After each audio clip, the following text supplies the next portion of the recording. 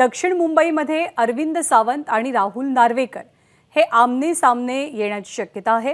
ठाकरे गटाकडनं अरविंद सावंत तर भाजपकडनं नार्वेकर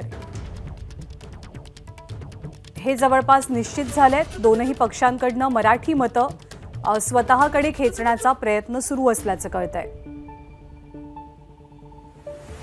आपले प्रतिनिधी सुशांत सावंत आपल्याला अधिक माहिती देतील। सुशांत, जर आपण बघितलं असेल तर दक्षिण मुंबईसाठी जवळपास 2 नावं जी आहेत ती निश्चित झाल्याची आपल्याला खात्रीलायक सूत्रांनी माहिती दिली। त्यामध्ये उद्धव बाळासाहेब ठाकरे गटाकडून अरविंद सावंत जे विद्यमान खासदार आहेत, तर भाजपकडून ही जागा राहुल नार्वेकर यांना देण्यात येईल अशी देखील आपल्याला माहिती मिळते। जर आपण बघितलं असेल तर हा लोकसभा मतदारसंघ जो आहे तो उच्चभ्रू आणि मध्यम अशा गटात विभागलेला आहे। आणि जर आपण बघितलं असेल तर या ठिकाणी कोकणी विशेषतः तळ कोकणातील मतदारांची संख्या जास्त आहे आणि त्याचमुळे दुसरा उमेदवार हा कोकणी असावा असं भाजपचं एक मत होतं आणि त्यातूनच कुठेतरी राहुल नार्वेकर यांचं नाव समोर येत आहे। आणि जर आपण बघितलं असेल तर राहुल नार्वेकर हे गेल्या काही दिवसांपासून वरळी असेल, शिवडी असेल, लालबाग असेल, परळ असेल या भागातील जी रखडलेली विकास कामं आहेत ती मार्गी लावताना दिसत आहेत। तर दुसरीकडे स्वतः आदित्य ठाकरे वरळीचे आमदार आहेत, ते देखील वरळी लालबागमध्ये भेटीगाठी घेतात। त्यामुळे ही लढत जी आहे ती कुठेतरी प्रतिष्ठेची होणार आहे।